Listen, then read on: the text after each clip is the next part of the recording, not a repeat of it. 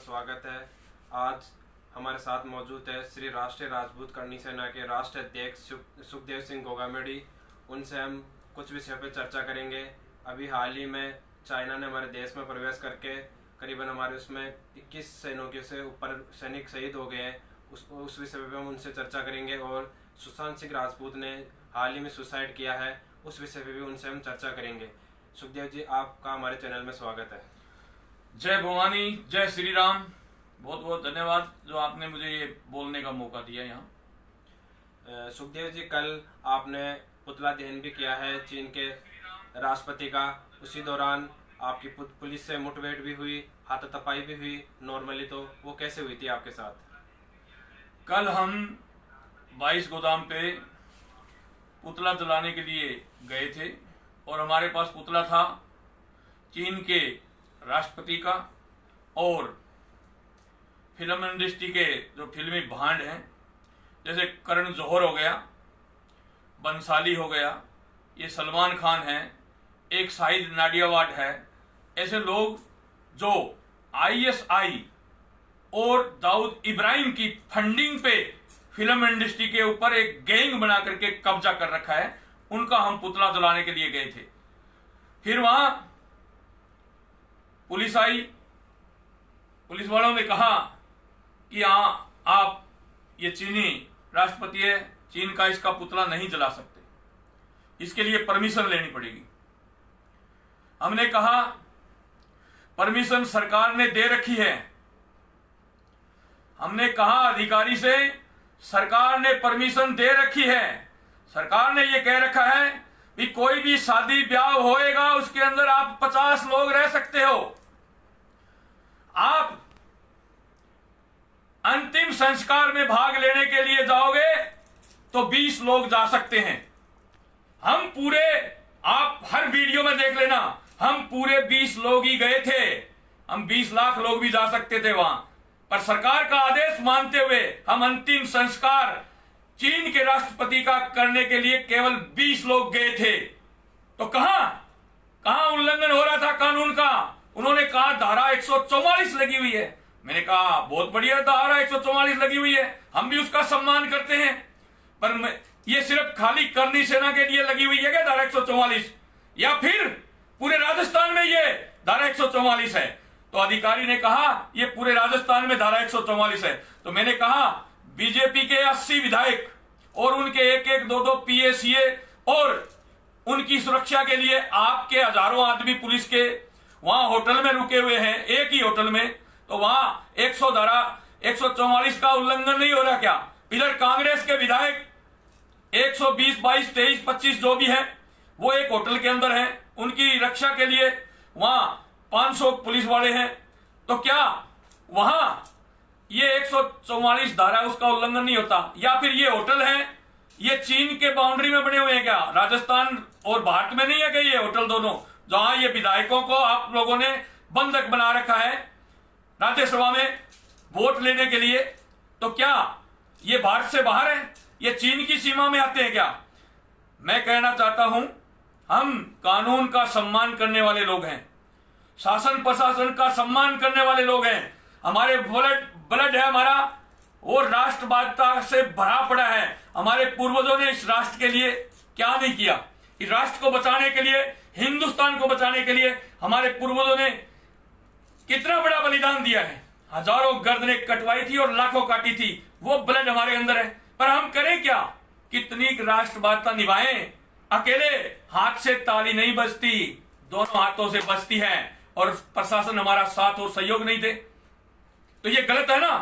तो मैंने उनको कहा सरकार ने ऑलरेडी अंतिम संस्कार के लिए 20 लोगों की परमिशन पहले ही दे रखी है, तो यहां नई परमिशन लेने की क्या जरूरत है? हम तो अंतिम संस्कार करने के लिए आए हैं चीन के राष्ट्रपति का, और वो इसलिए करने के लिए आए हैं कि हमारे निहत्थे, हमारे सैनिक भाई बॉर्डर के ऊपर निहत्थे थे और नींद में सो रहे थे। सोए हुए सैनिकों के ऊपर दरिंदों ने धोखे से वार करके उनको शहीद कर दिया। अरे चीन में हिम्मत है तो आमने सामने लड़ो ना भारतीय सेना से। भारतीय सेना के साथ साथ इस भारत के अंदर 60 लाख करनी सैनिक हैं, और 60 लाख में से 20 लाख कर्मी सैनिक तो हथियारों का प्रशिक्षण लिए हुए हैं, हथियारों का प्रशिक्षण लिए हुए हैं। किसी ने एनसीसी के थ्रू लिया, किसी ने रिटायर्ड फौजियों के थ्रू लिया है। 20 लाख कर्मी सैनिक तो जब भारत को जरूरत पड़ेगी ना तो सेना का साथ देने के लिए बॉर्डर पर भी जाने के लिए तैयार हैं। पर जो जयपुर पुलिस का रवैया काल था उसकी मैं भर्त्सना करता हूं, निंदा करता हूं।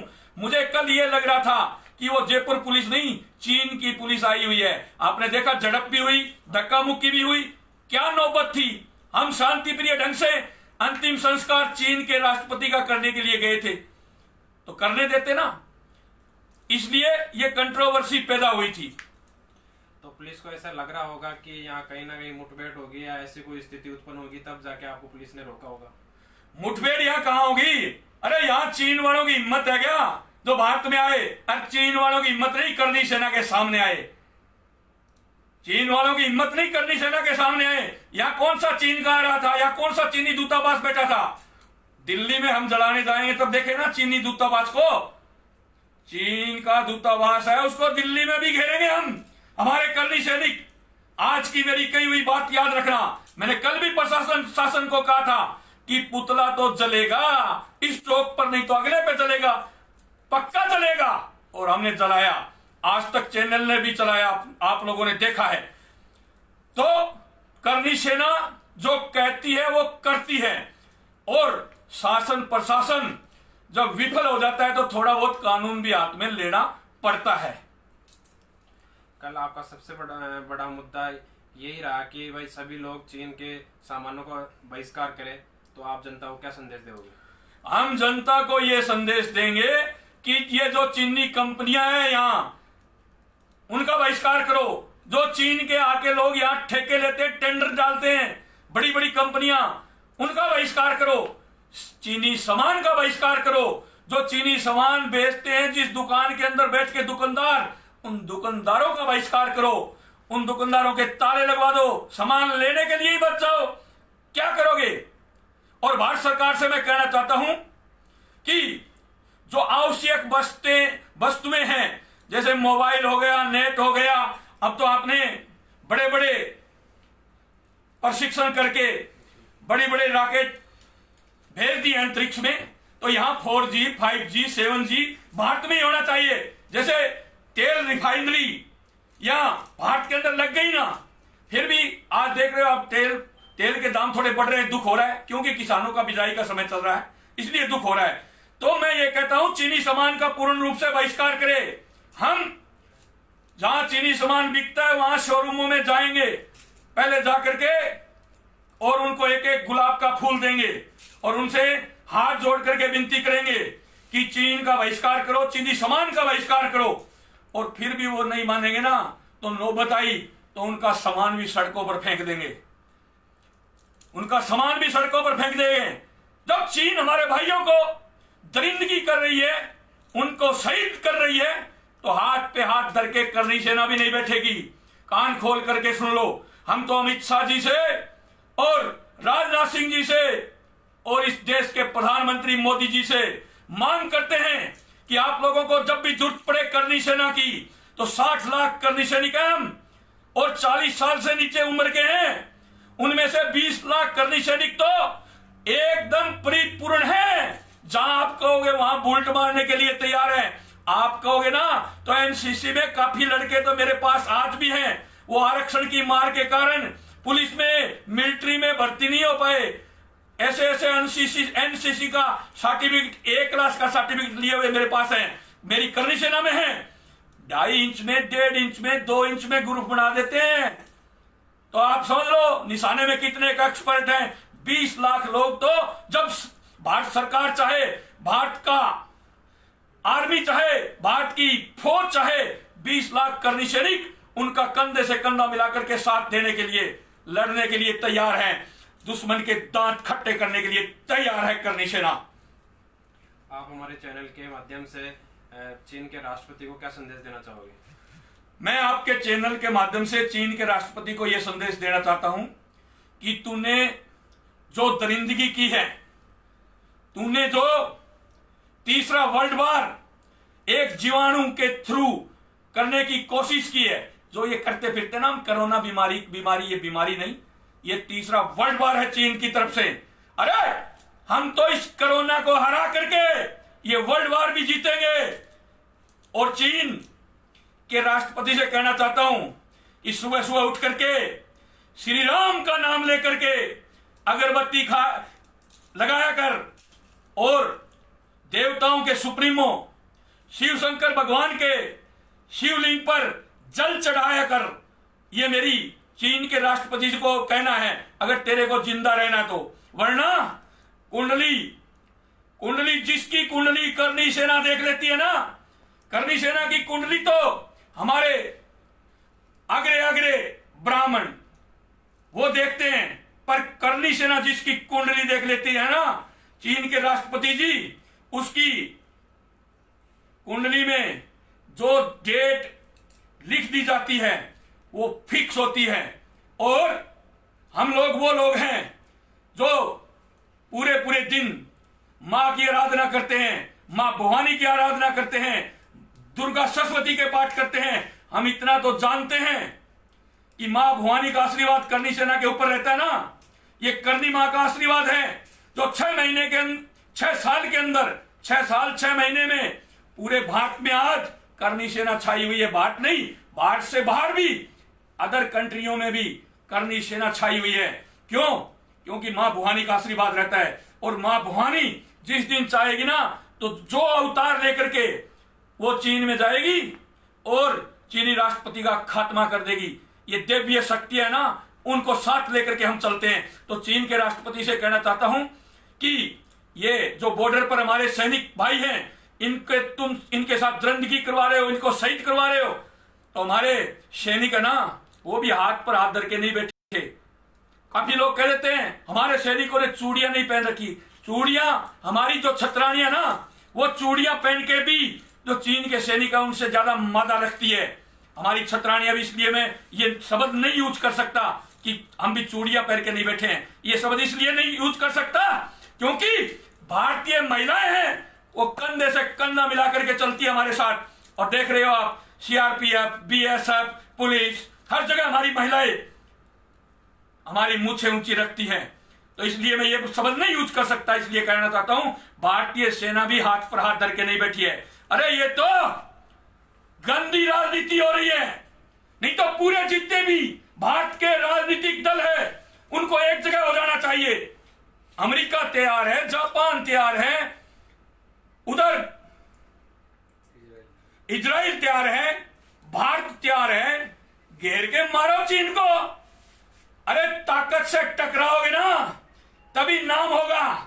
ताकत से टकराओ, कमजोर आदमी को क्या टकराना। मैं बार बार कहता हूं ये पाकिस्तान है, ये तो भारत का ही तो अंग था, एक छोटा सा टुकड़ा अलग कर दिया। ये तो जिस दिन भारत चाहेगा 24 घंटे में वापिस मिला लेना।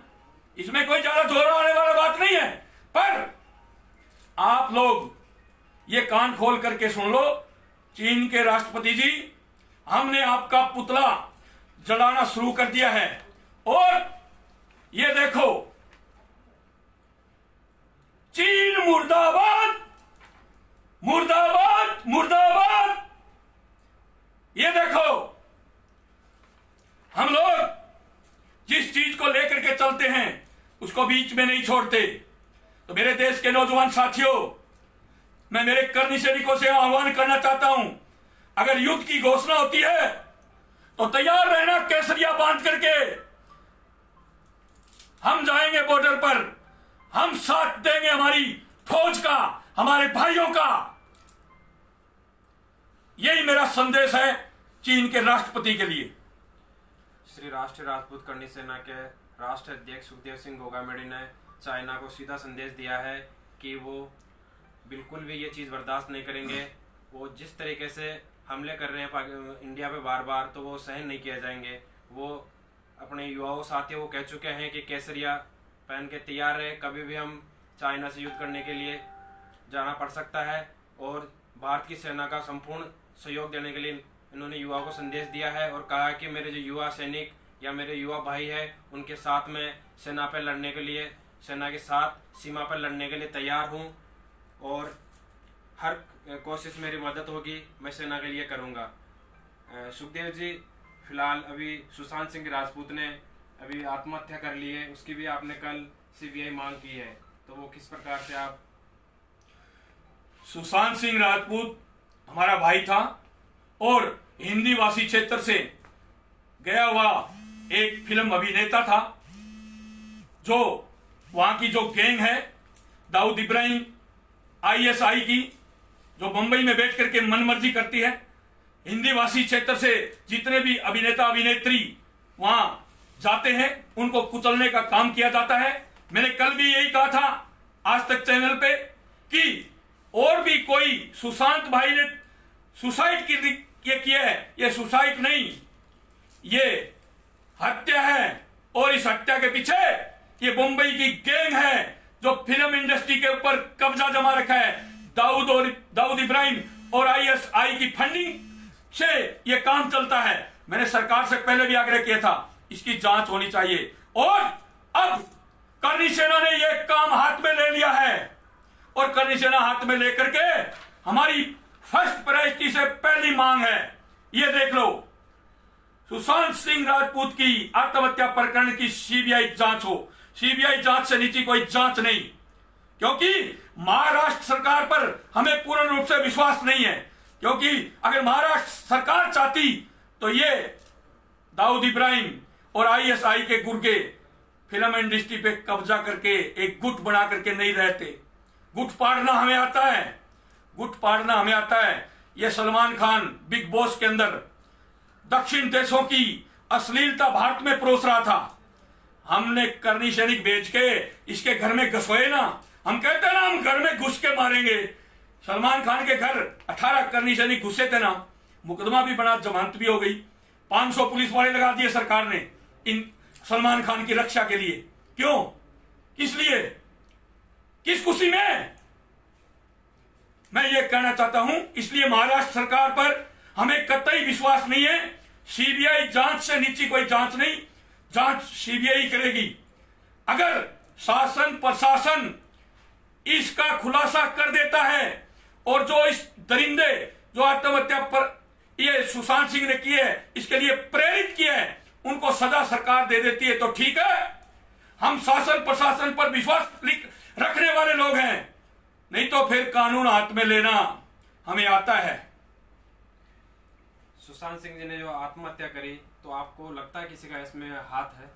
अरे लगता है, ये देखो, ये करण जौहर जैसे बड़वे भांड बड़े बड़े वहां आईएसआई और दाऊद के इशारे पे काम करते हैं। जैसे बंसाली है, शाहिद नाडियावाल है, सलमान खान है, ये शाहरुख खान है, ये आमिर खान है, ये दाऊद के इशारे पे काम करते हैं। कोई भी बात हो जाती है हम तो पाकिस्तान जा रहे हैं। क्या पाकिस्तान जाओगे तुम? पाकिस्तान के मुस्लिम तो इतने दुखी हैं जितने भारत में तो कोई दुख है ही नहीं इनको। स्कॉलरशिप इनको मिल रही है, मदरसे इनको मिल रहे हैं, नमाज 5-5, 7-7 बार दिन में नमाज की जाती है, अजान की अनुमति इनको मिल रही है। क्या भारत में कमी क्या है इनके पास? क्या कमी है इनके पास? करोड़ों रुपए का इनको बजट मिलता है। पाकिस्तान में तो भूखे मर रहे हैं मुसलमान। जो पाकिस्तान में पहले है उनको पूछ के तो देखो। ये तो तुम लोग, ये जो गैंग है ना, ये हमारे पैसों पर ऐश करती है।